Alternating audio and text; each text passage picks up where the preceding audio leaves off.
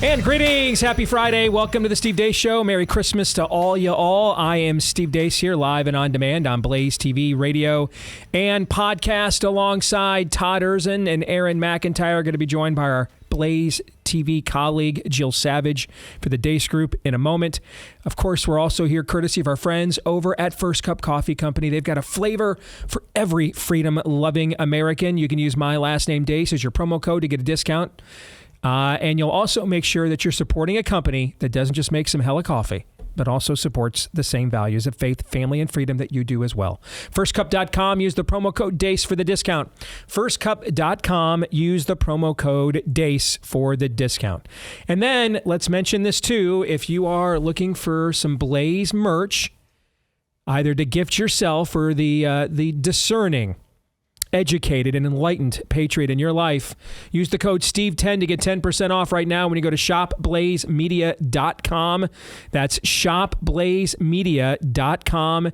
And there you can see our new, relatively new show logo, which the Blaze let us design our own show logo this time. The candle shining in the darkness. We like that. Thank you to the Blaze. It turns out if you actually pester people enough, they'll just give in to you. That works at times, I guess.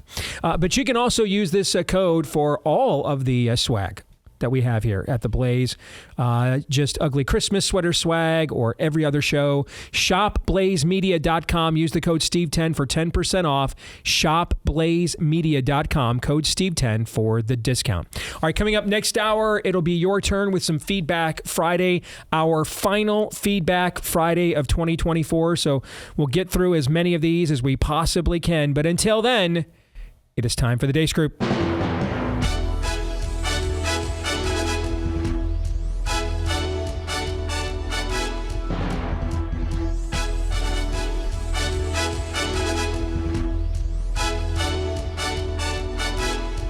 There she is. Merry Christmas to Jill Savage there. Good to see you again. Let's get started with your weekly look at the week that was. It gets started, as it always does, with issue 1. Bleep, Lord Nefarious says.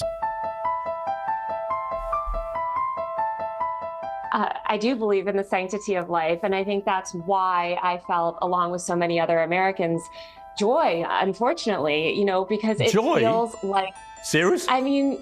Joy in a man's execution? Maybe not joy, but certainly not empathy. Because again, we're watching the footage. How can this make you joyful?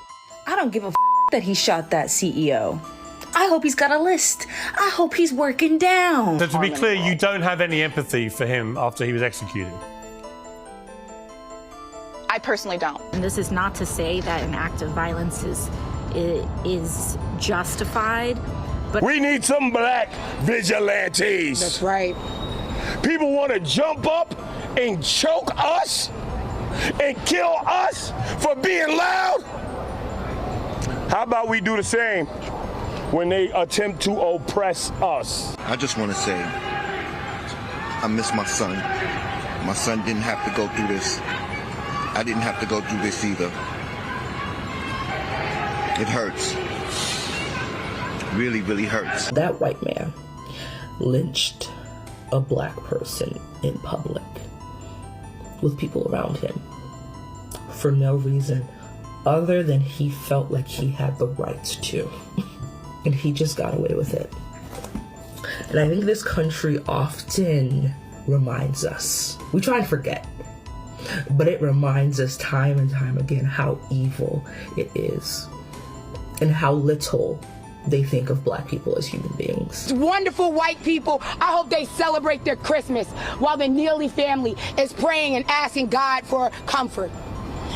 Damn them and damn America. I don't think it's by any accident that both of Trump's presidential victories have been against women. We were supposed to be on a steady, if difficult sometimes, march towards progress.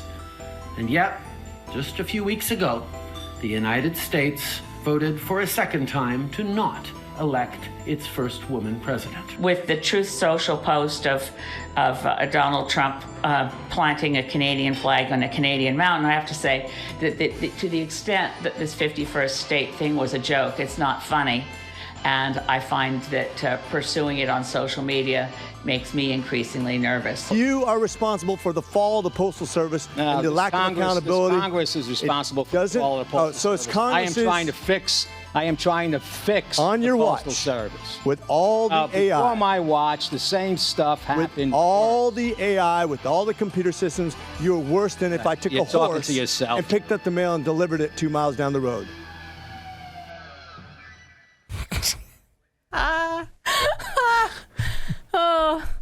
I'm going to do that all weekend now. Let's get to it. Jill, ladies first, and guest always goes first, whether they're a lady or a dude that looks like a lady on this show. So what was the most appalling debauchery you were just subjected to, and why?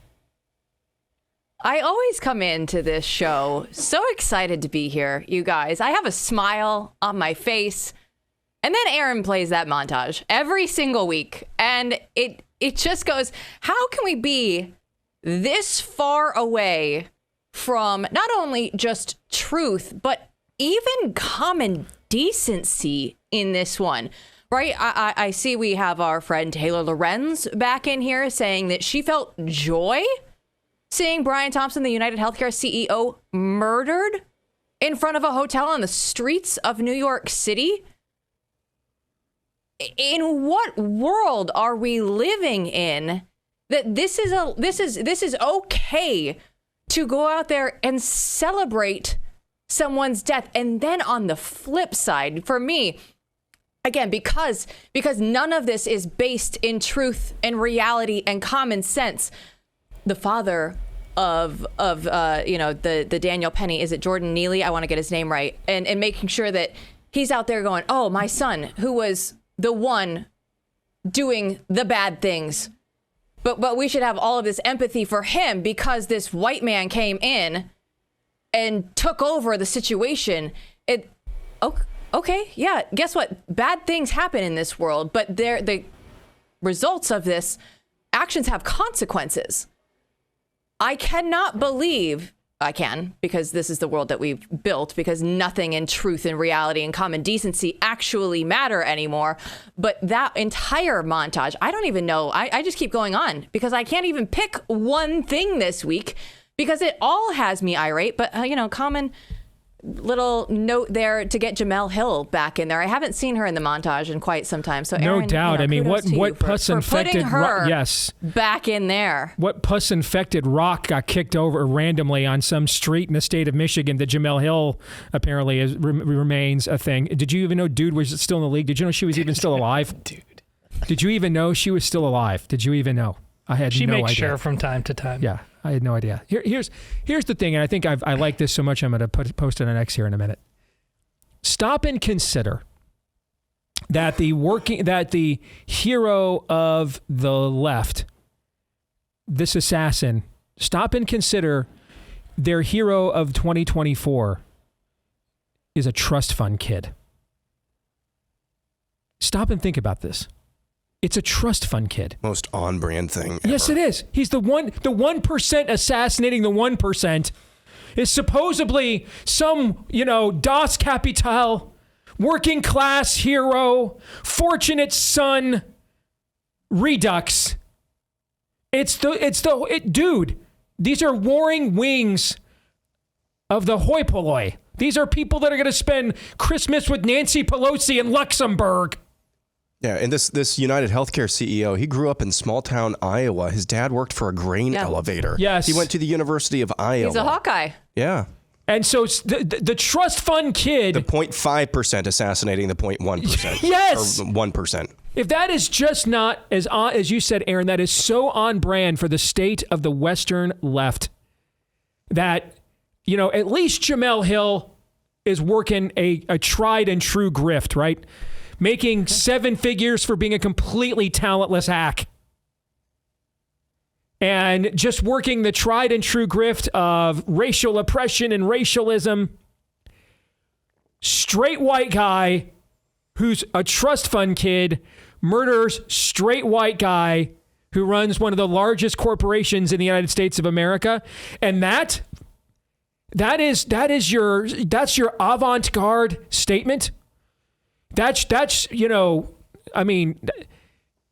That's power to the people. That's your vote populi. The whole thing But Steve, is have ridiculous. you seen his abs? Have you seen his abs? And then you have... That's the argument, Well, then by you've the got way. a well-known GOP consultant turned bulwark hack in Tim Miller talking about how his... by the way, Tim Miller, I don't know how many people know this. I do. Tim Miller was a very highly rated GOP consultant, particularly within the Bush dynasty. And he's out there talking about how his phone blew up. Okay, how the homo text chain he's on. Okay, the human centipede text chain he's on. Couldn't get enough of the washboard abs of this guy. I mean, this entire thing just demonstrates the sickness of the sickness of the culture. These people. It's like Ferguson. I wrote this in one of my books. So let me get this straight. First of all, hands up, don't shoot. Never happened. That never. Even Eric Holder's report admitted hands up, don't shoot. Michael Brown never said this. Never happened. All right. Years of shows were done on CNN and MSNBC about an event. Riots were held about an event that never actually occurred. At no point did Michael Brown hold up his hands and say, hands up, don't shoot. That never happened, by the way. Eric Holder, as AG, his own report from his own DOJ confirmed this. That's number one. But number two, we can't even do this right. Todd, you and I are old enough to remember an era when if there was a racial incident to be exploited, you went to the white people's neighborhoods and lit them on fire, right? I mean, that's the way it's supposed to be done here. What they did is they went to Ferguson, Missouri, one of the few predominantly black suburbs in America, where many of the businesses and homes were black owned, and lit their own stuff on fire. We're so pissed about this injustice. We're going to destroy our own things. And now a trust fund kid is your crusader? This is just beyond ridiculousness. And it's stupid. We are, when you look at the amount of information we have at our disposal, we might be the dumbest society that has ever lived. Todd, your thoughts? Yeah. Good answer to the question. Very important question. The $100 million question that Jill said. What country are we living in? We need to have a very serious answer to that question. Aaron's done this before, I think it's worked. If it doesn't work. Like you. Yeah, you do, Brian. You really do. Yeah. Oh, shh. So you think Batman's made Gotham a better place? Look at me. By the way, do we going to get demonetized because he did that? I don't know. We'll find out. All right. We have to take that out. In the future, don't do that. We'll probably have to take it out. We've done that. That's why we've done it on the show before, so I thought it was okay. But anyways, I think there's a length of time. I think if it's like 10 or 20 seconds, there's a fair use thing. That sounded like 10. Right. But there it is. Look at me! It identifies as 10. Just tell YouTube it identifies as 10 seconds later today. Go ahead, Todd. I'm sorry. Yes. That's where we live. We live in Gotham. It's not a comic book movie. It's right here. They film themselves. There's the Jamel Hill, okay, but her craziness has weaponized all those people with all those piercings who now will just walk out into the middle of the street and kill you. That's where we live. So honeymoon over. Can we all agree? It is time to get very, very serious about the evil in our midst. Tomorrow, for example, will there be a demon statue at the Iowa Capitol or not? A lot of you could do something about that who actually have the authority to do it. We have to, no more games. That's where we live, Jill Savage. Aaron? Man, I think I did myself well. Did myself proud for the final bleep Lord Nefarious Says of the year, if I may say so myself.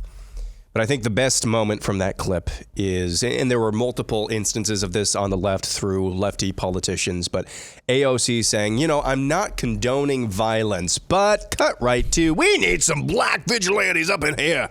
That encapsulates the madness, the chaotic madness of the modern American left. I'm not condoning violence, but that's a pretty big BUT right there. Cut right to totally would agree with that statement, AOC would. We need some black vigilantes in here. That is just demonic. Anytime where chaos reigns, whether it's in thinking, whether it's on the street, whether it's in the dialogue of whatever arena that you're in, anytime where chaos reigns, you know that's where the devil has his playground. And I think that was encapsulated in that dichotomy, that juxtaposition today. Amen. Well said. All right, exit question. On a scale of 1 to 10, with 1 being how sad you feel for that British woman filming herself having sex with 100 guys in 24 hours, and 10 being how glad Lindsey Graham would feel if we filmed him with 100 guys any hour.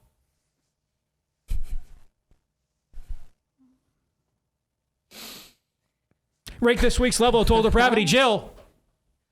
10, solid 1 to end there with Steve. I knew you were going to be here. It was the last one. I pondered this one for more than 10 minutes to come in strong. Indeed. Aaron, what do you think? And I appreciate that. It was just for you. It's a long distance dedication. Indeed. Merry Christmas. Yeah. 10. 10. 10. Everybody's a 10? All right. Let's get to issue 2. Caitlin Clark kneels before Zod. Caitlin Clark this week was named Time Magazine's Athlete of the Year, the basketball phenom who broke the NCAA scoring record while in college last winter and then was promptly drafted into the WNBA on the lowly Indiana Fever, was a flashpoint in the culture war pretty much all year and was the target of obvious on-court harassment and borderline violence. That didn't stop her from leading the Fever into the playoffs. A pretty amazing year for Clark. That's why she was named Athlete of the Year by Time Magazine. Well, in her interview with Time Magazine, Clark proceeds to bend the knee to the woke mob, saying she definitely has white privilege, thought that being poked in the eye repeatedly was an example of gender double standards, and so on. At a Time Magazine gala, Clark embarked on a struggle session with Maria Taylor. Megyn Kelly, she was saying that you were apologizing for your white privilege and the fact that you wanted to uplift black female athletes and make sure that they were getting the shine, kind of like your pioneers were getting the shine that they deserved. And I just want to know how you feel or how you respond to some of those criticisms when you have to deal with something that it's really not your problem. Like, I feel like it's them looking in a mirror a little bit, but it still comes down on your shoulders. I feel like I always have had really good perspective on everything that's kind of happened in my life, whether that's been good, whether that's been bad. And then obviously coming to the WNBA, like I've said, I feel like I've earned every single thing that's happened to me over the course of my career. But also, I grew up a fan of this league from a very young age. Like, my favorite player was Maya Moore. Like, I know what this league was about. And like I said, like, it's only been around 25 plus years. So I know there's been so many amazing black women that have been in this league, and continuing to uplift them, I think, is very important. And that's something I'm very aware of. And like I said, like, I try to just be real and authentic and, you know, share my truth. Now, to be fair, Aaron, I think I asked you, can you go grab that interview on YouTube from Larry Bird, 1981, sitting down with Bryant Gumbel, who's still full fro back in the day, talking about how much he respects the history and legacy and tradition of the NBA, and he's well aware of the fact, you know, that he stands on the shoulders of fleets of great black men that came before him. You gave me a heart attack until I realized that doesn't exist. No such interview exists! Instead, dude from French Lick went in there talking more smack, more trash than any of those guys that grew up in the urban setting that thought your mama was a dialect. And just dropped 50 in their face. One night, dude played with his left hand and told the Utah Jazz he was saving his right hand for the Lakers tomorrow night. And dropped 30, shooting even free throws left-handed. But it was a simpler time. So, Joe, we've already vented spleens about this topic. I only reinserted it. The three of us have really much more to say than we already have. So I only reinserted this topic because of your inclusion on the panel. This is uniquely in your wheelhouse as a former sports babe turned news babe, right? So these are both your wheelhouses here. So the floor is yours. What say you? Who is also a Caitlin Clark stan, right? And I look at this, and even in that interview with Maria Taylor, she says, I've earned everything that I've gotten.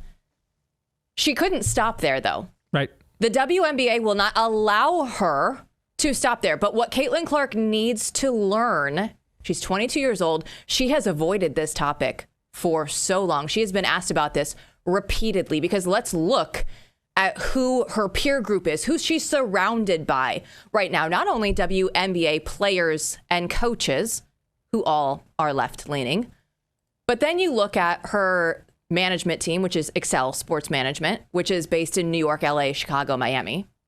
They're going to be woke as well. And then you look at the sports media, my former world.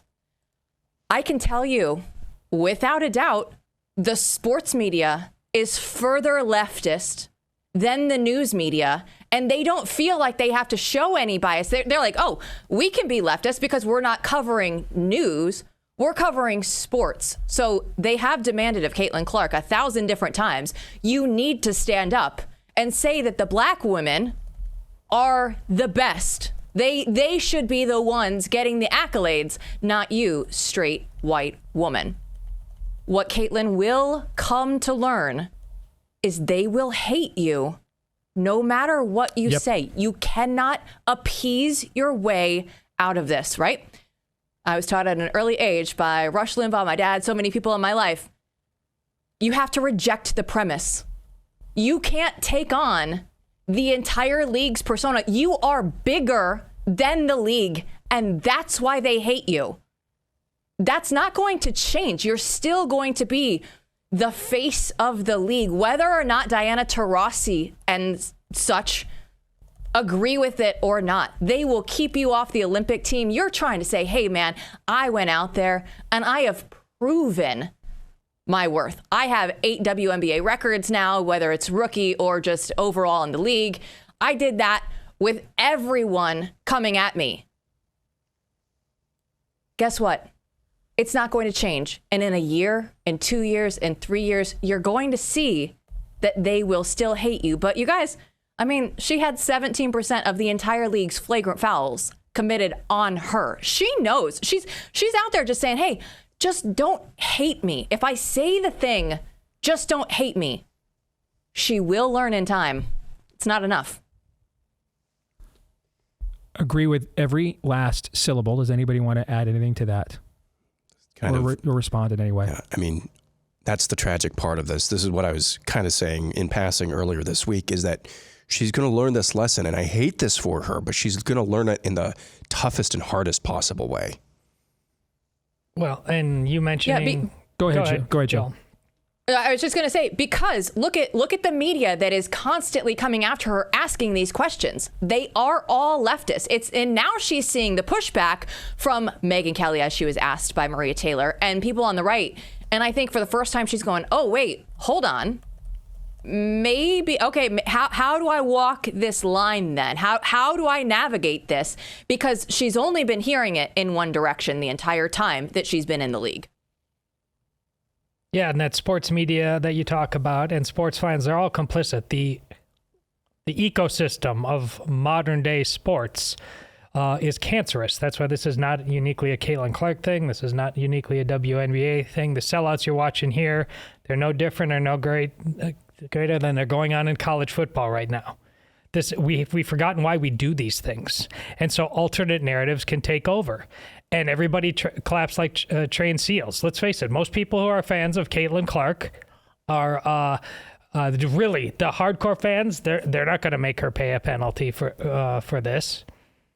The ones, it was always a question on whether last year was going, how sustainable after year one of Caitlin Clark, or people who are, watching the women's WA basketball game instead of whatever men's game was competing in. Was that sustainable? Is it less a novelty and more, like Steve said, is it become Magic versus Larry? That remains to be seen.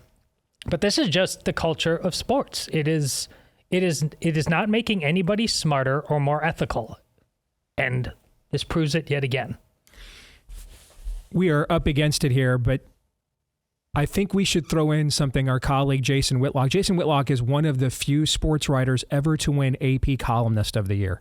Okay. I mean, in the history of sports media, there's only a handful of sports writers that have ever won that award, and he did. So one thing that Jason says, and if he were here today, I'm confident if Jay were here, in response to me with the bird example to her, what he would say is, number one, we were still a masculine-driven meritocracy culture then. So Bird would actually earn the respect of the black men by being better than them and talking better trash than groveling to them. Meaning it was a different era. You see what I'm saying? Like his excellence would earn and did earn their respect. Okay. The other thing that makes this era so different, Jason would say, is social media. That it is just a beyond corrupting influence in athletics, and the constant now desire. You hear more from your coach telling you to play harder, or more from your brand manager telling you to look woke on social media than you do from your own coach telling you to play harder, play tougher, play smarter, play better. Okay, totally. And that they're just totally they're consistently plugged into this aura, this nexus, and it just has a poisoning effect. And if he were here, I am confident he would say that has as much to do with why Caitlin Clark is doing what she's doing as anything else. Segment 1 of this half hour, segment 2, same thing. That's why I played the Joker clip. That's what you're talking about. It is weaponizing all of the worst base instincts of people and causing them to be proud of them and to weaponize them. You're absolutely right. I mean, earlier this summer, I watched the 1989 NBA All-Star Game, the full broadcast, commercials and everything. All right. There's 2 white guys in the game. Tom, what's his nuts, who was a center for the Suns and the Sonics back in the day, and Larry Bird. Okay, the only 2 white guys. All right, everybody's black. Almost all the ads are aimed at a predominantly urban or black audience. Okay, here's the other thing: you actually can see human skin. Not everybody's completely just covered in, random acts of tattooing. They actually stood for the anthem. Nobody was out there, acting, like they were auditioning to be in the next hip hop video. I mean, it was if you were to watch this, you would think this was a right-wing production, and really it was just where we were as a country 40 years ago. I'm guessing most of the players in that game, probably because most of them are black. Reagan got like 8% of the black vote, so probably none of them ever voted for Ronald Reagan. You see what I'm saying? Mm-hmm. Just completely different culture. We have gone way backwards on this stuff. We live in Gotham Way now. backwards. It's Gotham. All right, let's get to the exit question. What is more likely to happen in the next 3 years? The WNBA accepts Caitlin Clark without any further groveling on her part, or Caitlin Clark marries a WNBA lesbian to gain their acceptance. What's more likely to occur? Marries, I should say, in air quotes. Is this even debatable? The latter is way more likely to occur. They're never going to accept her. That's right. They hate her for who she is. That's right. So whatever you think, Exactly. so the other one's a never. One might be is always going to be. Yes. Yes. The other might be 0.00001%. It's 100% higher likelihood than the other one. She will absolutely have to make some act of genuflection. Some. If she if acceptance is what she desires at this level of debasement that she's practicing right now, she is going to have to make some sacrificial alm. Have to. All religions require it. Generally speaking, I appreciate this, but specifically to her, it's just we're applying an unfair standard to her. Like I said, this is toxic across sports. Everybody's selling out to watch the game these days. It's that we have no standards anymore. We are just suckling on bad entertainment, and we got to have the same standard across the board. Which is why it's so important over the next 4 years to press the advantage while you have it. Yes. From the top down. That's why it's so important, because these forces aren't just going to go away on their own. Have they been dealt a blow? Yeah, I think they have, but they're making it crystal clear we're not just going to go away. So when we come back, the last couple of Deace Groups, we've let you guys eject Trump cabinet appointments you don't like, replace them with people that you would prefer, right? We've done that the last couple of weeks. So how about when we come back, we'll do one and you guys tell us which Trump cabinet appointments you like the most. All right? So we'll do that when we return here on the Deace Group. Stay tuned.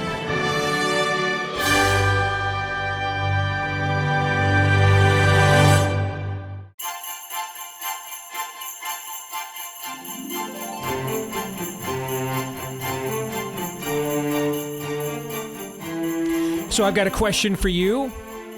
Are you ready to secure the future of American values for generations to come? You can do so by deploying probably the best weapon most of us have, our hard-earned money. Yes, we've turned a corner, but the work does not stop here. So don't let your retirement dollars support the very causes that have threatened our freedoms in the past. Now's the time to use your shareholder proxy votes to keep woke companies accountable, hold them accountable, ensure your investments match up to your principles as well.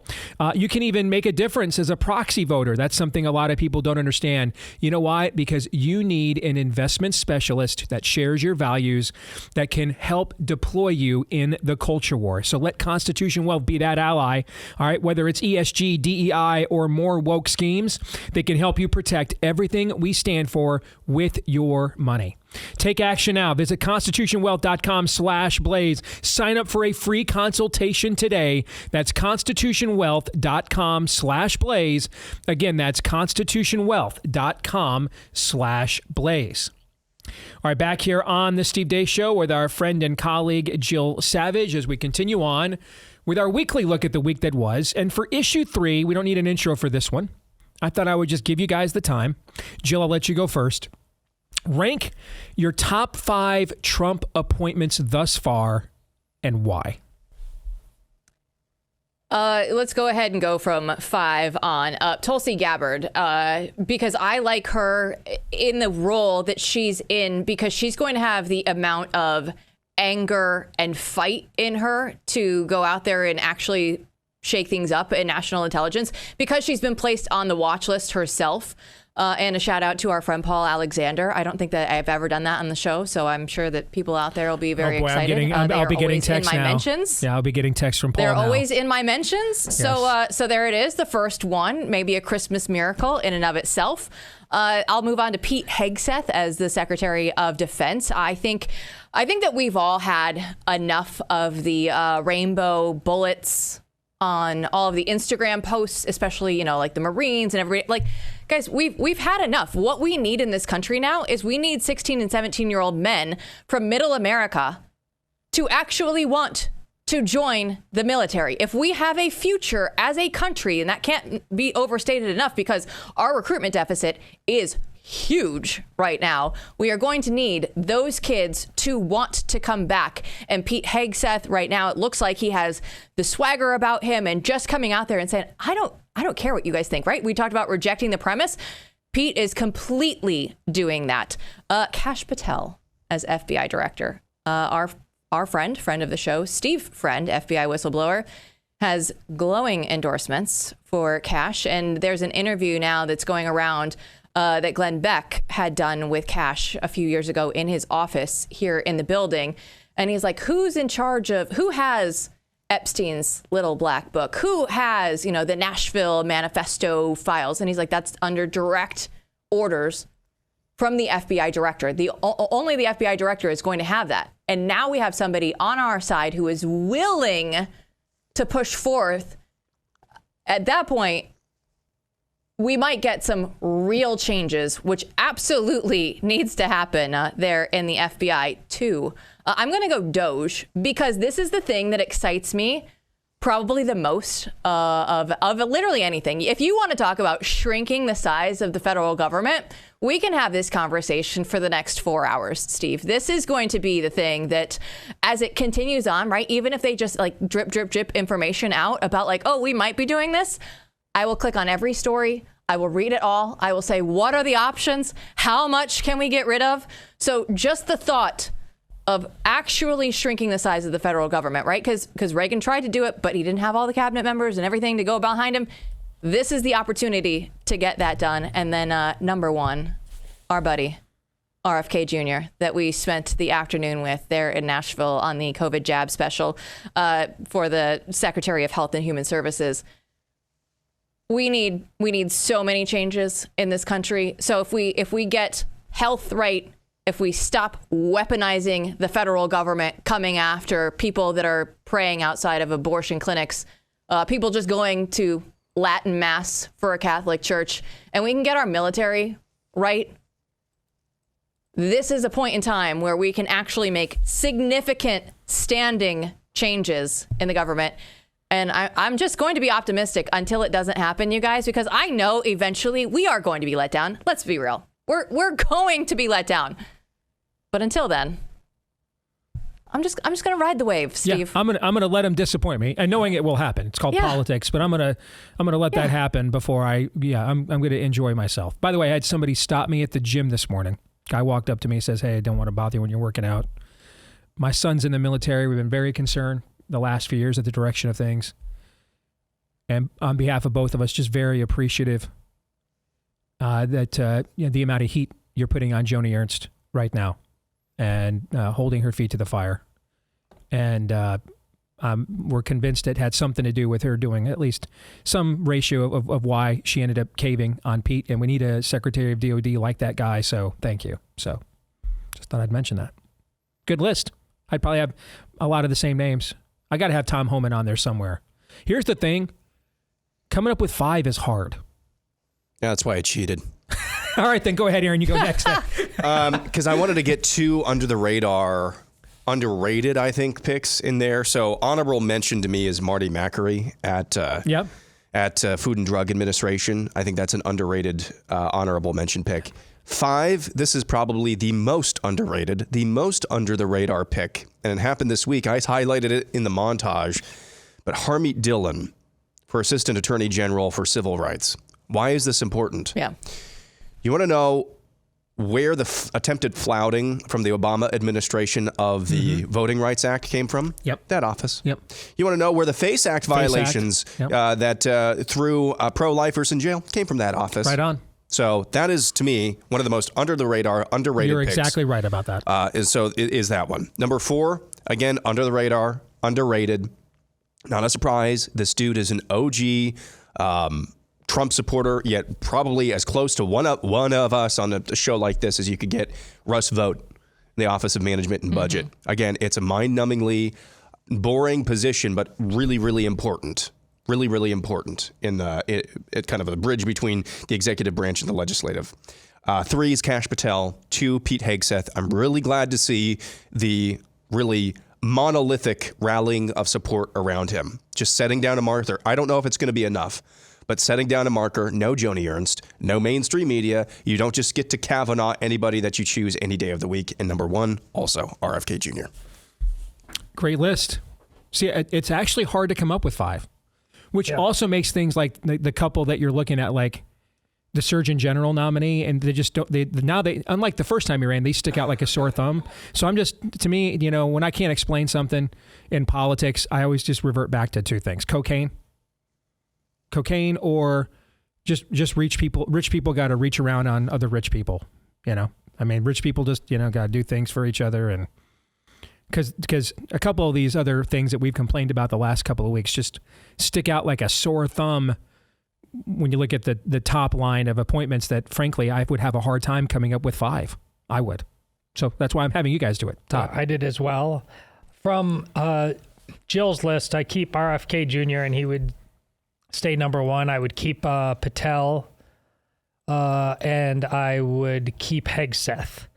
Doge would be out and Tulsi would be out, although I'm very glad has a place in there. I think she's going to be outstanding. So the 2 I would add would be Homan and Bhattacharya. Yeah. I knew you would. Yep. I think it's really important. RFK Jr., for anti-vaxxers like me, it's an unimaginable victory that he's in there. But I understand the magical power of vaccines and the magical power of Western medicine, and you need a guy like Bhattacharya who's as a your bridge wingman between those 2 worlds, because who can sit down and come together and realize we are both trying to get to with the Stanford credentials and all that stuff. Yeah. Because he can talk to their. Even he's been. Basically, it's all his colleagues at Stanford turn him and Scott Atlas into. You're basically RFK Jr., but you do need those people who have been inside, know how the sausage is made at a different level. That's going to be helpful, and that's why he's really important. I'm not trying to be too much of a Pollyanna here, because that's what I am most of the time, is a Pollyanna. And everybody knows this about you. Exactly. And a grifter. Yes. Yeah.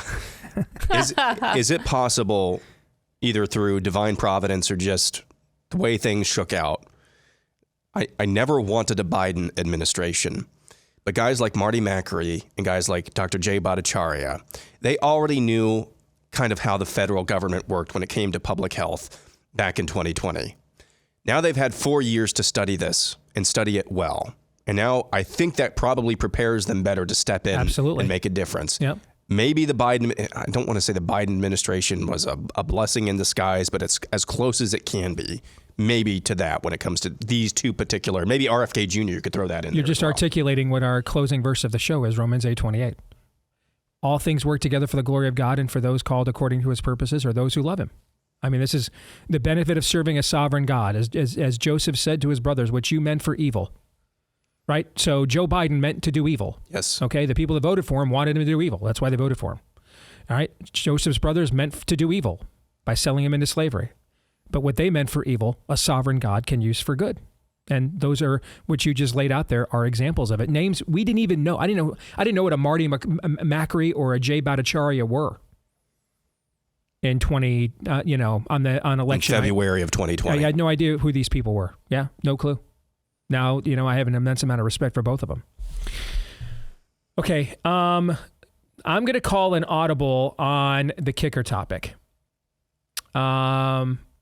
Oh, I forgot the exit question. If you could compel Trump to appoint you to a position as administration, what position would it be and why? Quickly, Aaron. Attorney General. Todd. Press secretary. Press secretary. Obviously. Okay. Jill. Same. Press secretary. Even though it would be the most mindless work trying to go up against leftists every day, but that you just have to fight that fight. I'm going to take the position that has the most amount of power that does not require me to have a confirmation process, chief of staff. Oh, yeah. I'm going to take that one. All right. Where I am the gatekeeper, what comes in, the West Wing, and what goes out, who gets in and who gets out. And I don't have to do a confirmation hearing. I'm doing that one. Okay. All right. I'm going to call an audible on the kicker topic. Okay. Thought about this. I had this come to me during the break while I was at the urinal. All right. Inspired at the urinal for this. Okay. And I'm going to give you a minute to think about it as I talk about preborn here in a second as well, because I'm hitting you guys with it cold. So I'm going to be fair to you, okay? If you were a North Korean political prisoner and their idea of torture was to make you watch one Christmas special on loop the entire time you were under their oppression, which Christmas special would you choose? But they told you could choose. Which one would you choose and why? Okay. So if you were a North Korean political prisoner and to torture you, they were just going to make you watch a Christmas special on loop over and over again, all day, every day, for as long as you were under their control, but you could pick the special.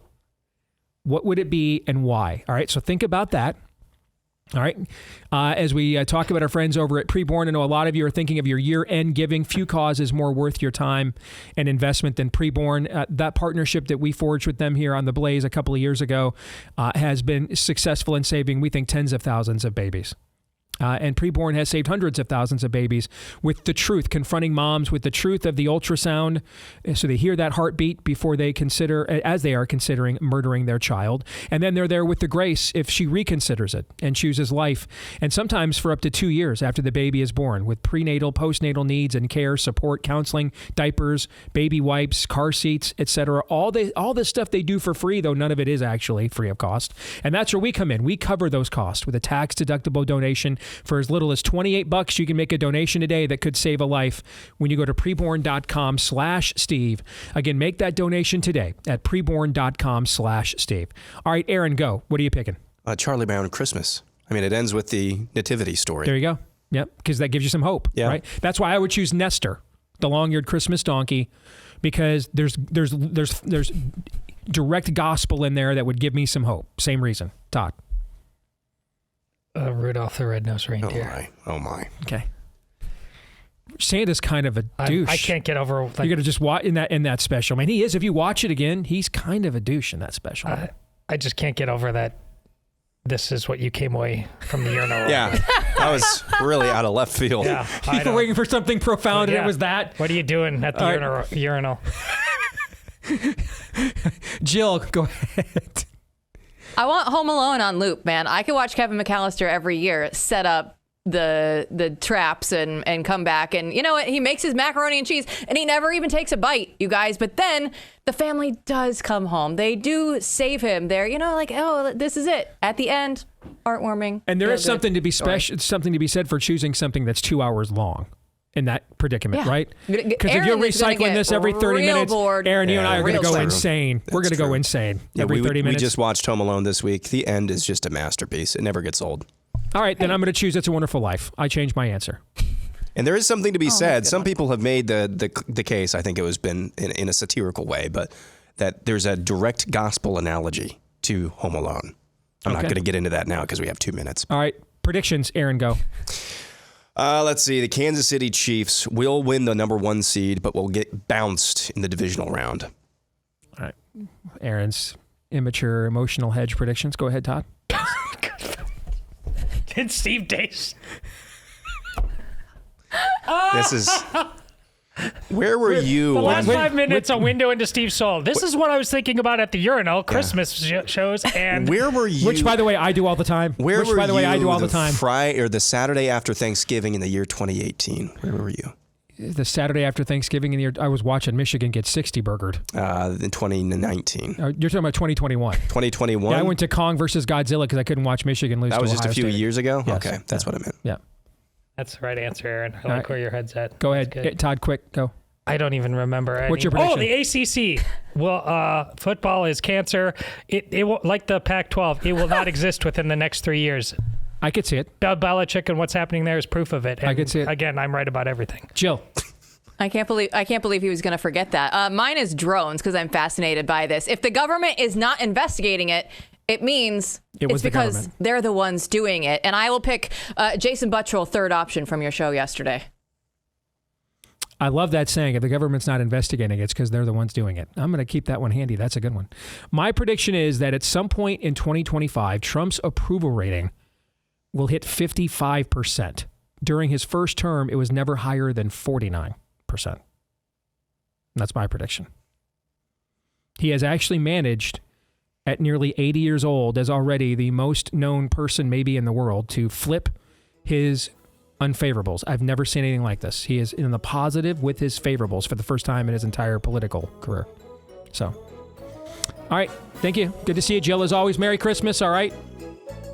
Yeah. Merry Christmas, you filthy animals. All right. We will see you next year. We'll come back. We've got 1 more hour to go here with Feedback Friday. Stay tuned.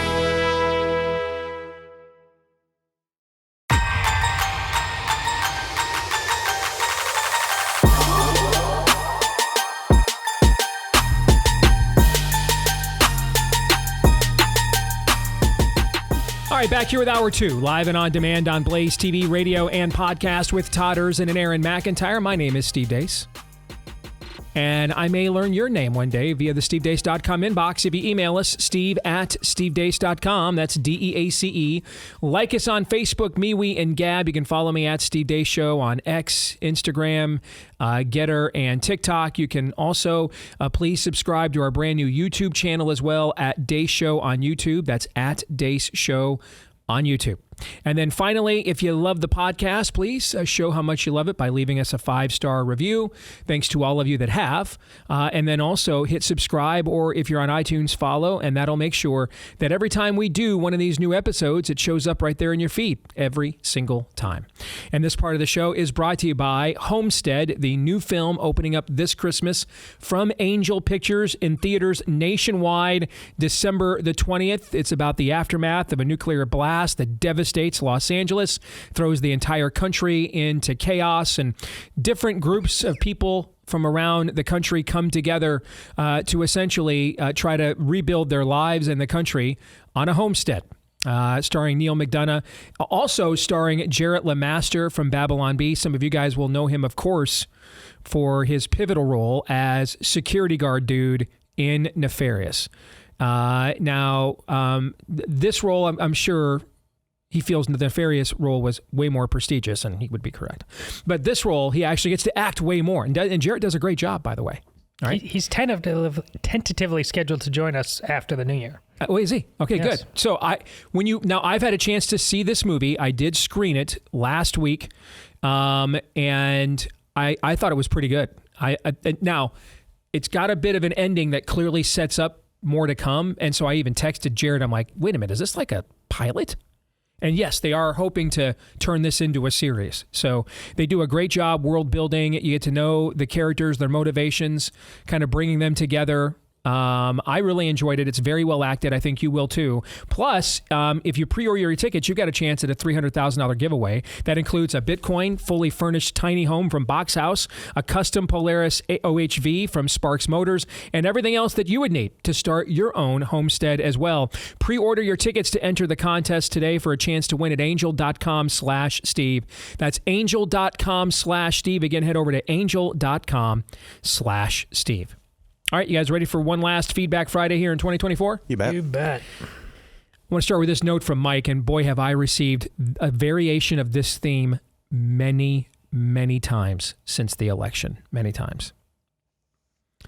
Your guys' show is a great inspiration to me for the direction that we all need to follow the Lord. Like you guys, I was also very excited about the election results. And then after the election, my daughter called me and blasted me for voting for Trump. It was centered all on abortion and rainbow jihad stuff. Her thought, sadly, is that if you vote for Trump, you don't respect folks in those groups. When asked if I didn't believe she should have control of her own body, I answered, yes, it's the other body that I question your control over. That, of course, set her off further. I said we should not talk about this while she was so upset and that neither of us was going to change our positions. She asked how I could think the way that I do, to which I said it was because it's what God thinks and says. And I told her, as much as I love you, God comes first. Before this, much more was said in the conversation, the typical what about rape, making a mistake, sleeping with someone, etc. Of course, she didn't like any of my answers. It ended with her saying she had no respect for me and was never going to speak to me again, and texted me a similar follow-up. I am turning my back. I'm turning back to God's word, but boy, does this sure hurt. I will pray and rely on his word that she will come back as she was raised in the way she should go. But it is heartbreaking how folks can put politics over family. Not sure there is anything I can do other than just what I said a minute ago. Just pray and rely on the word and let her know I continue to love her as only her daddy can. That's from Mike. I cannot tell you how many of these notes I have received in the last month or so. Many. And I don't necessarily have much to offer in terms of counsel. I mean, some obvious things. Make sure you're doing your best to uphold the standard that you claim you're for, and own it when you fall, and we all do. But short of that, this is unfortunately indicative of the fact that this is a spiritual war. And when you have, when this level of existential conflict is manifested in the natural realm, which is what we're seeing politically, I mean, not a day goes by that I don't have some person on X who views themselves as a very principled conservative tweet me the picture from Trump during the 2015 GOP primary or 2016 GOP primary where he's holding the rainbow flag. I mean, I get that picture sent to me on X every single day by people saying, hey, we've abandoned what we believe on these issues. Right? Trump is the first person to ever be openly pro-gay marriage and win the GOP nomination doing it. So where does someone like Mike's daughter come to the conclusion that Donald Trump is some kind of threat on a personal level to whether or not, remember what was the interview on the streets? Was it O'Keefe or one of those kinds of people went out on the streets interviewing lesbians on a college campus and said they were just voting for Trump or voting for Kamala? Yeah, because it wasn't O'Keefe, it was somebody else, but yeah. Somebody that does a lot of that kind of stuff. Yeah, okay. This is not reality. It's idolatry. It's idolatry. I mean, there's plenty of there's plenty of room to Trump's right on rainbow jihad issues. Plenty of room. So when your children and grandchildren come to you with this isn't, you can't make a natural explanation here. In many respects, it's exactly what we were just talking about last hour with Caitlin Clark. You cannot sit there and tell them Donald Trump is for gay marriage. He just doesn't think people who believe the Bible ought to get locked up and go to prison for what they believe. You know why that don't work? Because your children and grandchildren believe that we should get locked up for believing this. That's why. They belong to another religion. It's not a political disagreement. It's a religious one. If it were a political disagreement, you'd be able to find all kinds of nuances and opportunities to compromise and, realize you're working within an imperfect system with vehicles, it kind of does seem kind of funny that the guy who gave Caitlyn, even now I'm doing it, the guy that gave Bruce Jenner his own bathroom at Trump Tower is who we had to vote for to basically avoid being, targeted for lawfare for being Christians who believe the Bible. That seems like, But see, that's the kind of nuance and strange bedfellows that when we're just dealing with politics produces. Because it's just a goulash. It's a mishmash of self-interests. And varying degrees on a Venn diagram of principle that are trying to work their way within the various self-interests, which is why you end up with strange coalitions and odd things, okay? Because when self-interest is at stake, people can switch jerseys and reverse jerseys all the time, right? Just, on a personal level. I'm going to be rooting like heck for Ohio State to win the college football playoff. I can't stand the Buckeyes. Hate them, in fact. Hate's a strong word. Really dislike. But man, I'd love to see Ryan Day stay there. So go Bucks. It's my self-interest. See, that's the kind of stuff when we're just dealing with typical self-interest, we will make odd coalitions and strange bedfellows and rationalizations all of the time. Do you know why you can't do this with your children and grandchildren about stuff like this election? And they now think the guy on his third marriage who gave Bruce Jenner his own bathroom at the Mar-a-Lago is essentially the Archangel Michael on a white steed come to slay. Okay, why do they think this? When there's no evidence for this, there's actually way more evidence for the people in my feed being critical that Trump has gone too far left on the issue. There's way more evidence for their position, correct? Mm-hmm. Way more. How much evidence is there for Trump is here? Like the Babylon Bee headline this morning. Did you see that? I don't know. Lefties realize this is their final Christmas to wish each other holidays before Trump makes it punishable by death. Right. There's no evidence for any of this. Right. There's way more evidence for whatever percentage of principled righties don't want to sign up for the MAGA movement because it's not right. It's not hard right enough on a couple of these issues. There's way more evidence for that than there is for the paranoid polemic screeds you're hearing from your kids and grandchildren from the left. There's like no evidence for that. Okay, but you won't be able to reason with them in many cases. Nevertheless, you know why? Because sadly, they belong to another religion. Do not think I came to bring peace, but a sword. Father against son, brother against brother, mother against daughter, even a member of a man's own household will come against him. They don't belong to a political party. They have joined another religion. They've joined another religion. If you walked down the streets of Amman, Jordan, walk down the streets of Dubai, some of the quote-unquote most moderate Muslim cities in the world, countries in the world, and you just walk down the street and said, hey, man, I believe Jesus is the Son of God, but you can believe whatever you want to believe, and we've got plenty. No, they'd want to slit your throat just the same. even if they have all kinds of modern Western amenities out there and then that would look familiar to you. Just like Caitlin Clark is not going to be able to half measure the religion that's overtaken the WNBA, neither are we going to be able to half measure the religion that's overtaken our family members where this stuff is concerned. There won't be a nuance granted, no matter how much you try to seek it, and I'm sorry to say that, and it's very sad. But they have been caught up in a religion.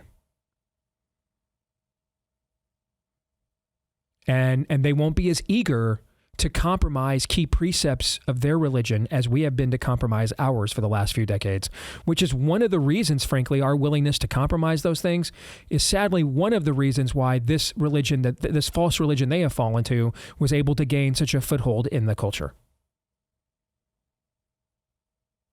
Because something will always rule and something must always be worshipped. I'm very sad to all of you, Mike, and all of you that sent me these notes after this election. Just every single one of them I read broke my heart. And therefore, by the grace of God, go I. And it's just, and I'm just going to warn you, this kind of stuff is all going to get way worse before it gets better. Way worse.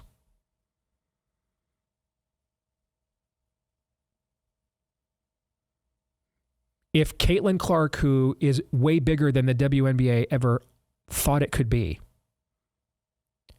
cannot in her own steam stand up to the spirit of the age with all of the leverage she brings to bear,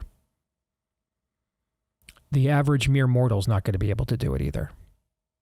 And we're all going to choose ye this day whom we're going to serve. And I don't know that how comforting that is. It's probably not very. And I wanted to empathize, and I just wanted to say I'm sorry. To all of you that sent me these notes, I'm very sorry. And my best encouragement to you is to do your best not to play into it.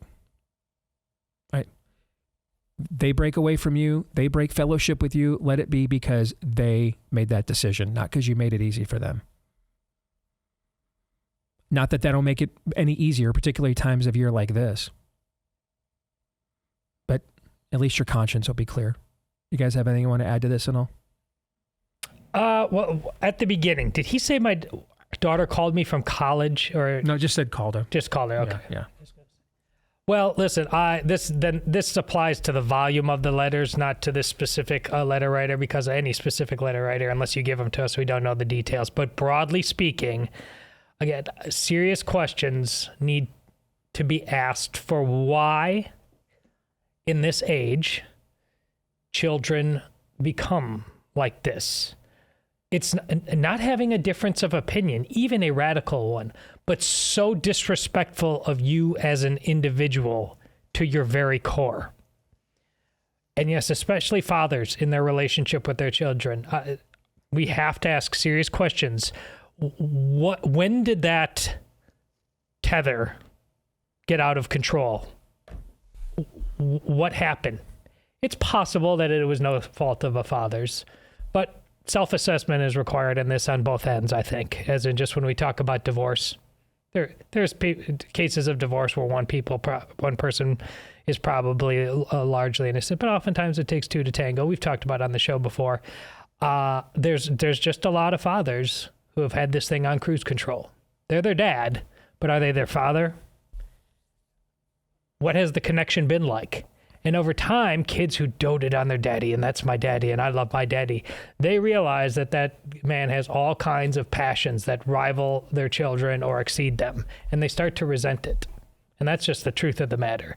This is becoming successful. The volume of Steve's email like this, there's reasons, and we're not going to like them, but we need to look in that mirror. I just would share my my thoughts and sympathy for you as well. I mean, that's awful. And I'll just share this as well. My pastor this week on Sunday, and he's had a message like this before around Christmas. He has really illuminated, you heard me talking about this off the air with Bob on Monday. He really illuminated the richness of Jesus Christ's genealogy. which is something that you just kind of look at on the page, especially when you're younger, like what is the purpose of this? Like, why do we need this? And then maybe you study in college like I did, and I'm like, oh, okay, that's really cool that, you can trace all the way back through centuries and centuries and centuries, Christ's lineage. Okay, that's really cool, and that's miraculous in and of itself that we have a record of that. But then you look at the individual stories of Christ's lineage. It's a multi-century episode of the Jerry Springer Show. And the message, and maybe that's a little bit sacrilegious, but there's incest there. There's a lot of really bad stuff in Jesus, our Savior's lineage. And the message was, if God can redeem that, whatever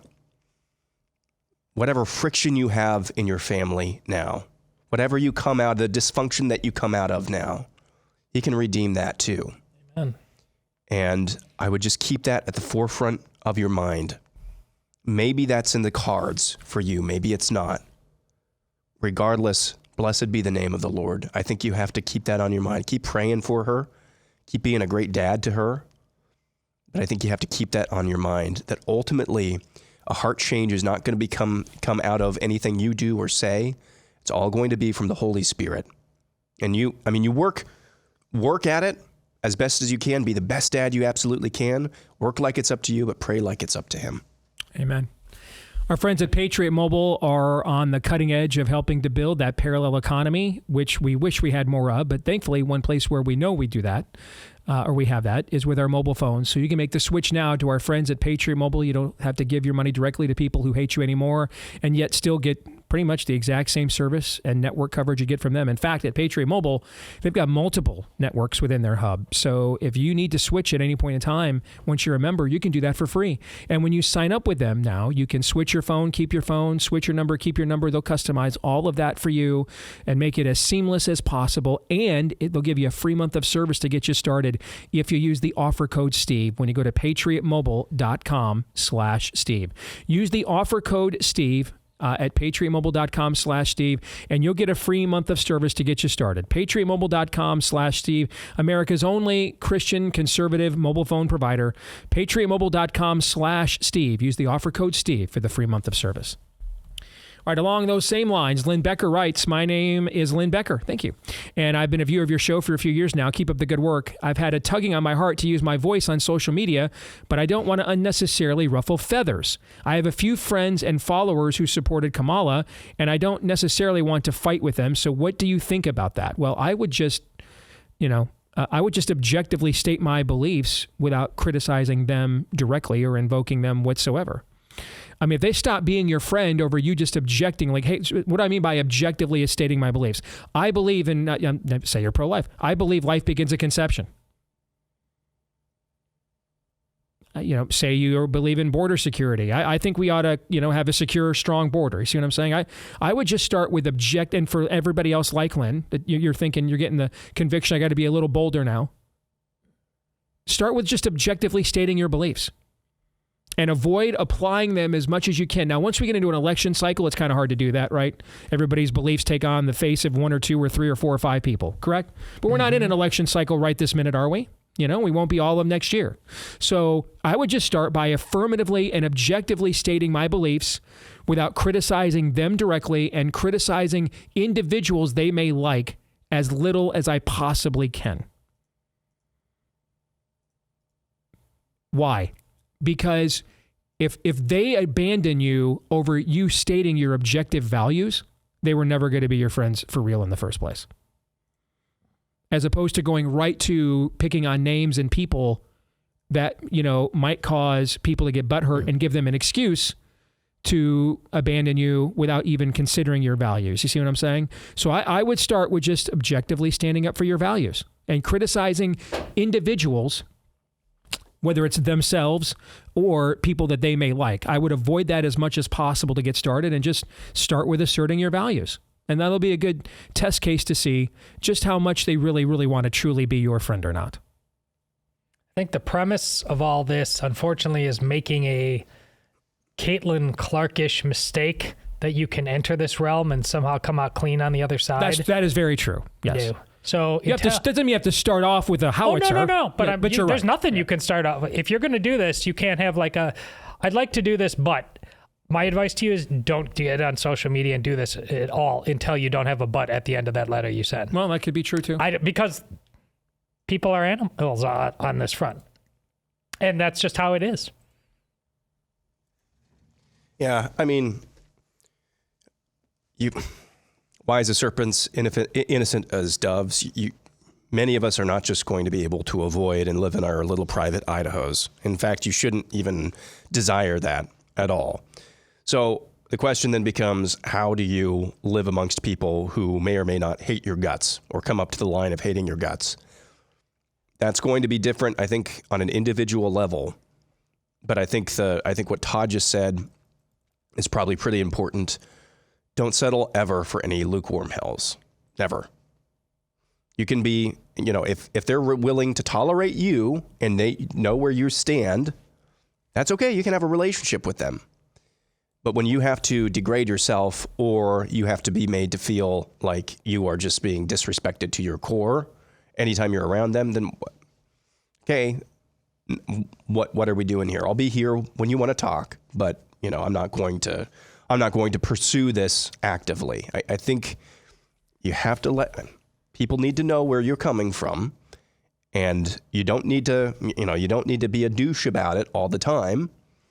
But on the very same token, you can't just allow yourself to become a pushover, a doormat. So I think that's pertinent here. We live in a world right now. Simplify this for yourself. Just go on social media. I believe there are two genders, men and women. You hate everyone. You're a vessel. That's the reality, okay? You're not even allowed to say that without committing some kind of thought crime. So you just have to be ready for that. That's the game. Agreed. You can also avoid giving the people that you don't want to be the one that broke relationships with them over this stuff the false objection that gives them an excuse, right? Okay. My friend Aisha, who thinks that there's 67 genders, is dead wrong and a moron. Don't make that your first post. Start with exactly what Todd said. You sure? It's kind of funny. Start with exactly what Todd said. All right. And then if your friend Aisha comes at you, all right, she was never your friend. Yeah. You know what I'm saying? But she came at you. That's my point. Okay. And I've said this before, some of the best advice I've gotten very early in my career, and it's helped me in every walk of life as a believer, is from one of my old radio mentors, Van Harden. As Christians, Steve, we are called to be martyrs. We don't have to walk up to Caesar, though, and say, hey, that's a nice, shiny, sharp sword. Can I fall on it for you? You don't have to do that either. You know what I'm saying? Don't have to do that either. So we can be wise as serpents and innocent as doves, but Todd is correct. There is no price point where there will be no blowback. If you're trying to avoid blowback from people you care about, and then don't give them an unnecessary reason to blow back. And then if you do that and they still blow back, they were never going to care about you in the first place. And now you know that before they had a chance to really hurt you, right? So there you go. Mott Hedges, first of all, that's a very cool name. If I'm ever in a jail cell and I've got to look for a lawyer, if you tell me their name is Mott Hedges, I'm thinking badass, call him that guy. Okay. And he's probably rolling up in a Lexus, right? Mott Hedges is not like some homeless guy's name, okay? Mott Hedges is like the name of the senior partner in your firm. It's a great name, all right? But he asked me a question I wish I knew the answer to. When and how is post-election exit polling done? How does early voting and mail-in voting impact the exit polls? So 5 years ago, I could have answered this question for you precisely. I mean, they literally put and station people randomly as a controlled study around the country like they would any other controlled study, and they do this stuff all in person as people are leaving the polls. Okay? Well, now, though, how is it done with all the early voting? And I don't know. And I will tell you, Mott and everyone else who has this question, what troubles me is I've asked, normally this is the kind of stuff I do know a lot about, and then there are people I know that know even a lot more about it than me. And I've asked all of them this question too. They didn't know. So I don't know. Here's the problem we have. It's the only such demographic data that we do have. I mean, if you went and counted votes at a precinct level, meaning that you actually got access to the actual tabulations themselves, people aren't marking on their ballot what their, demographic backgrounds are. So we don't have another means. It's a little bit like the old Arbitron diaries in the radio days. Terrible way to determine who was listening to what, but it was the best we could come up with at the time. So I don't know the answer to your question, even though it's the only outlet for this kind of information we have, and it's some of the most important information we could possibly get in politics. And yet, with all the early and mail-in balloting that goes on, I don't know how they collect it anymore. I don't know the answer to that, which is exactly why I wanted to highlight this question, because I think it's important. We do know the answer, and I don't know it. And I asked some people who know way more about this stuff than even I do, and they didn't know either. So I don't know. Maybe Pfizer's doing the exit poll. I don't know. I don't know the answer. It's just we don't have any other means of acquiring this data other than this. Add this to the pile. What is the benign, innocent explanation, Steve, for not having one day in-person paper ballots? There's not one. There isn't one. There isn't. And if you want to come up, with an exception for the military, great. Oh. Other than that, I give the military people, there shouldn't be any others. Well, I'm traveling. Well, I have to travel almost every election to the Blaze. Guess what? I guess I don't vote. Well, I'm elderly. Well, we don't let, there are ages where you don't get to drive, right? There are ages where you can't operate, certain equipment anymore. So then, no, you can't. I mean, it's your particular vote is and your extemporaneous circumstances, or my own, where almost every election I have to be out of state to go cover the election for the Blaze every cycle. These individual exceptions are not worth the justifying risking the integrity of the entire system. They're just not. They're just not. Okay, I mean, if you're 89 years old and you're in a nursing home and you can't get to the ballot box, you probably shouldn't be voting. Just like you shouldn't be doing a lot of things. There were very good reasons why only propertied people could vote back in the day. There was a standard for your involvement, your stake. Did you have skin in the game? Yes. Yes. Yeah. All right, we're going to come back. More feedback in a moment.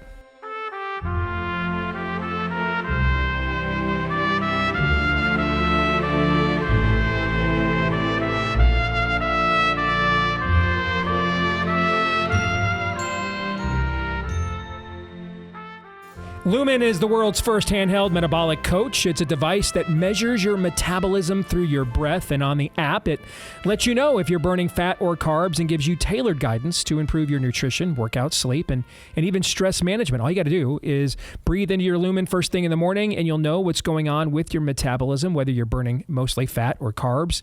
And then Lumen even takes the next step in giving you a personalized nutrition plan for that day based on those measurements. You can even breathe into your Lumen before and after workouts and meals so that you know exactly what's going on in your body in real time. And Lumen always makes sure to give you tips to keep you on top of your health game. And this is vital because your metabolism is your body's engine. It determines how your body turns the food that you eat into the fuel that keeps you going. So if you want to get started with Lumen, take the next step to improving your health, go to Lumen, Lumen, Lumen, as in Nancy, lumen.me/Steve to get 15% off your Lumen. That's lumen.me/Steve for 15% off. Again, get 15% off at lumen.me/Steve. All right, since this is the last Feedback Friday of the year, let's try to get through as many of these as we possibly can. All right, you guys ready? Let's shoot. Yeah. All right.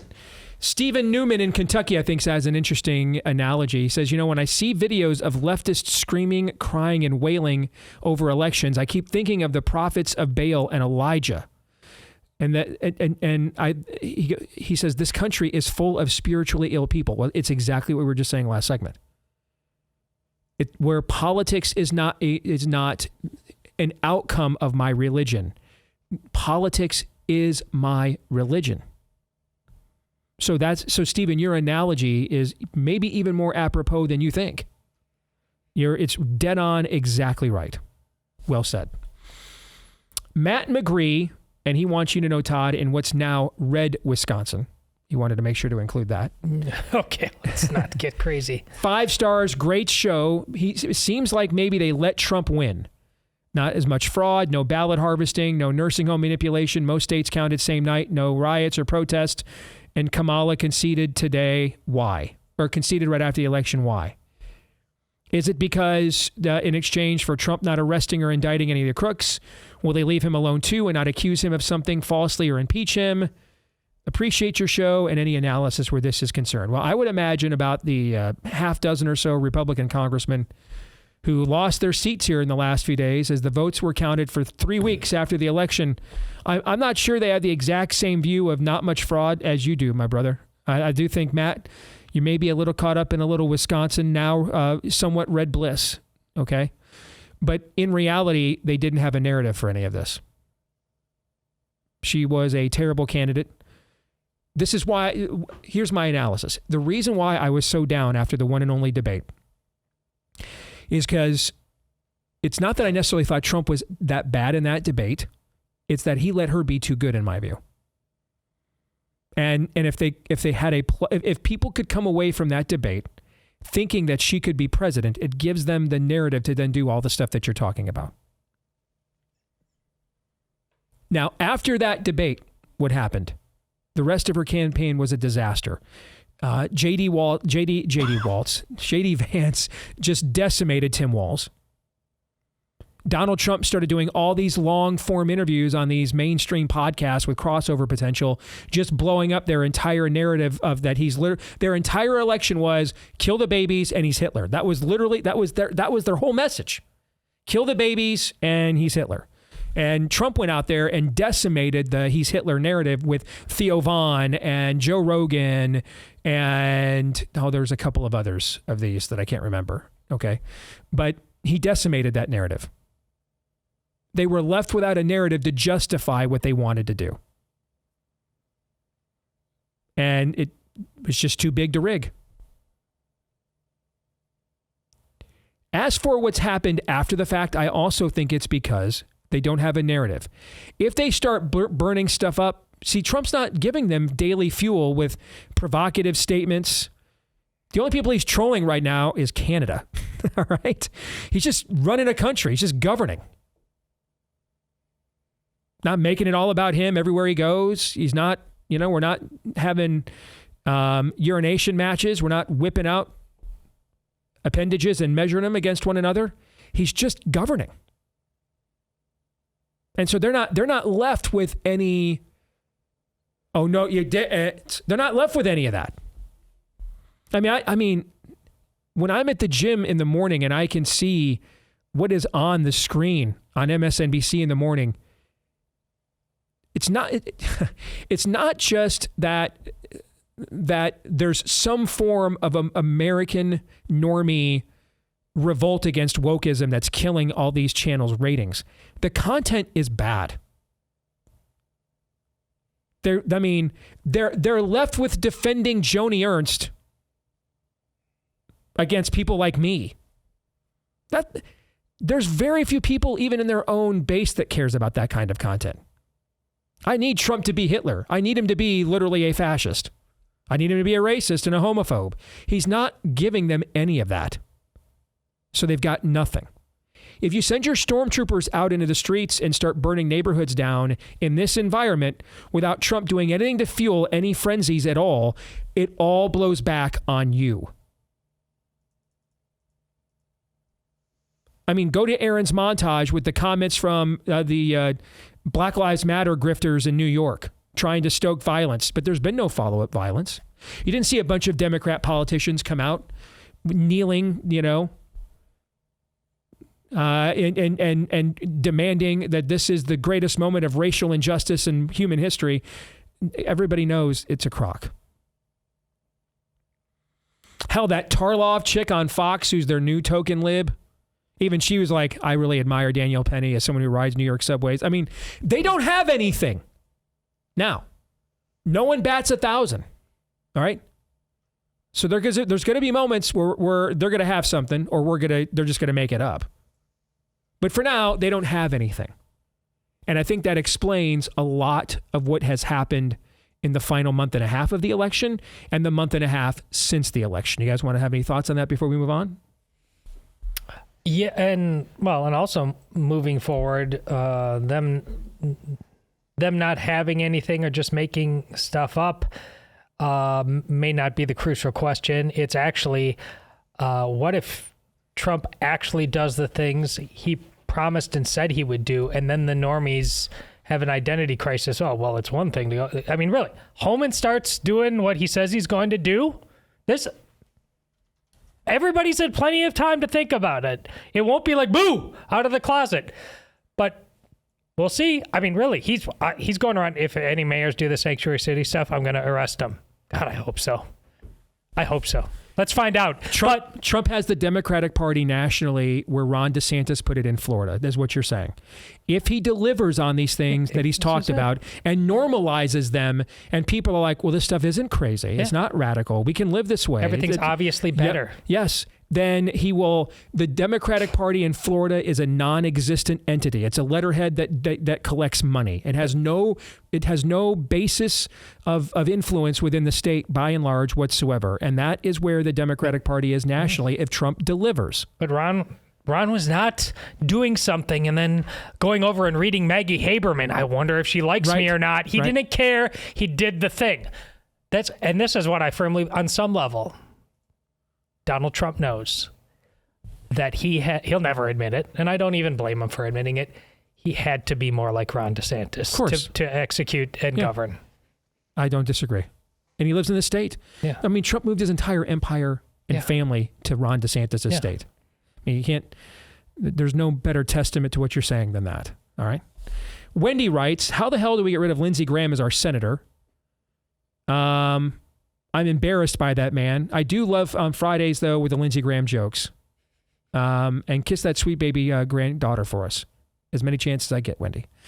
I have the same answer for how you get rid of Lindsey Graham as I do for how to get rid of Joni Ernst, how to get rid of Tom Tillis, how to get rid of Bill Cassidy.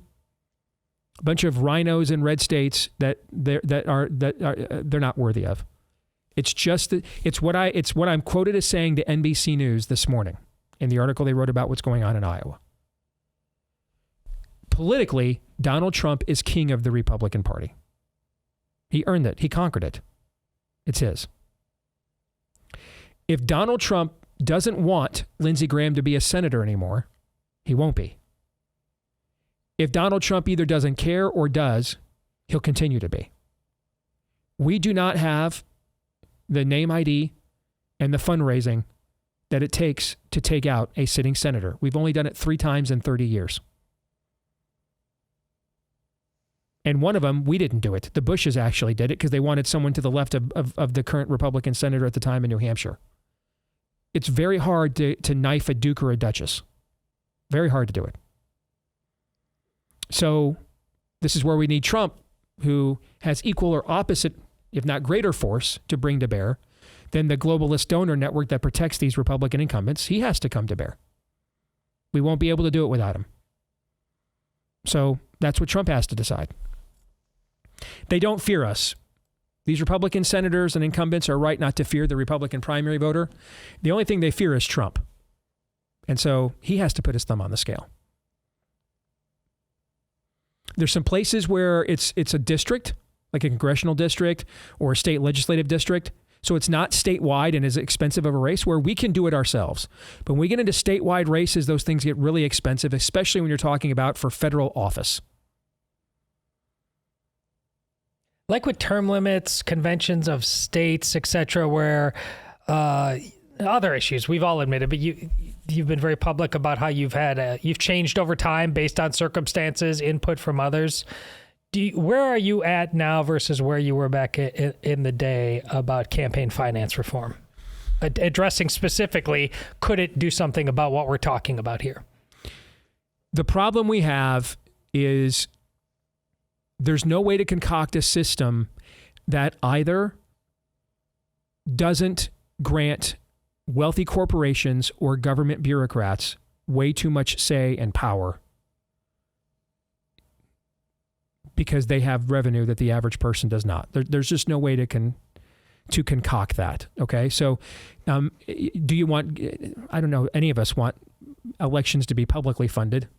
You want the same people that determine the same bureaucracy that determine COVID policy to oversee all of our elections?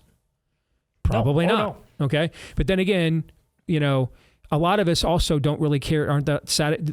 A lot of us have problems with our health insurers and HMOs at the same time in the private industry too, right? Okay. And that's the equivalent of what we have with elections right now. It's really difficult to concoct a system that ultimately and eventually will not favor those that have the moneyed interest, a government bureaucrat or a corporation. We have a moment right now where we have the richest man in the world is eager to put his thumb on the scale to at least common sense causes that many of us would agree with, even if he's not necessarily one of us philosophically. And you have a president of the United States and him working as a partnership. So there's a Luther Gutenberg, I know you won't like that analogy, but I can't come up with a better one. There's a Luther Gutenberg moment right now where it would be possible to turn over money changers without having your disruptors instantly get burned at the stake like the previous attempts to do this would have done. Oh, I love that analogy because it's abundantly clear that Luther would not have been Luther without Gutenberg. I mean, correct. That's what you're saying, and you're right. Yes. He would have been Huss or Wycliffe. Yes, correct. That's where we are. Can you get on their radar? Okay. I mean, I'm just guys. It's not a coincidence that I've done interviews with NBC News, Wall Street Journal, and Politico this week, and I told them all the same exact thing. If you want to beat Joni Ernst, you're going to need Donald Trump, because I'm trying to send that message. We can't do it without him. Not even someone who has got as much of a connection in the network in a state like I do, in this one with even that's relatively inexpensive. Relatively inexpensive. We still spent $80 million on this Senate seat in 2020. Okay? That's relatively inexpensive. So you're not going to be able to do it without a president. You're not. We could win some open seats without that. And we've done that in the past. Like Cruz won an open seat. Rand Paul won an open seat. Marco Rubio won an open seat, okay, when Rubio was pretending to be the Tea Party at the time. We can do that in some open seats, but taking out an incumbent requires a more powerful incumbent office to make that happen, and that office belongs to President Trump. Let's close with this. Zach in Minnesota, this will be our last Feedback Friday email of the year. What are the chances that the infamous Seltzer poll was a last-ditch effort for someone holding a large amount of Harris contracts at 33 cents to get out at 44 cents instead? At scale, that could be millions of dollars. What he's saying here is manipulating a market. High. And I think we should consider that. I think we should consider when asking these kinds of things or when seeing things that don't make sense that there's an angle, someone could be playing an angle along these lines here, at least asking this kind of a question. Yes. And this is related to the last question about campaign finance. What is an election? I mean, so what he's basically saying is like a stock. Okay. Yeah. So essentially, let's pay someone to put out a poll, and we have it at a really low number. This poll shows that the chances are better than we thought. The number goes up, and we sell that stock right now. Okay, when we've made 11 cents on the dollar from what we paid for it. Right. This is, I think, inherent to betting markets in general.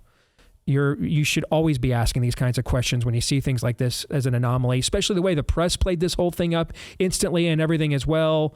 I mean, and even if, by the way, even if it wasn't coordinated, this absolutely occurred. There were absolutely people that had Kamala Harris at 33 cents and then after this poll got out at 44 cents and made money even before the election. So even if the pollster and the entity are not in on it, you can do this is the effect of what they did anyway, indirectly, even if it's not intentional. Do you remember months and months ago, I asked Josh Hammer on this show, and I honestly didn't know what he was going to say, but if I suggested that I think we should legitimately think about suing some of these polling companies for malpractice, and he's like, actually, you're right, we should. Yes. Here, like I needed any more reasons, but like if I had to do just one thing, and there's a long list of things I'd have to do for the next election. We just mentioned same day polling, mm-hmm. but another one, I would just like get rid of. For one election cycle, make polling illegal.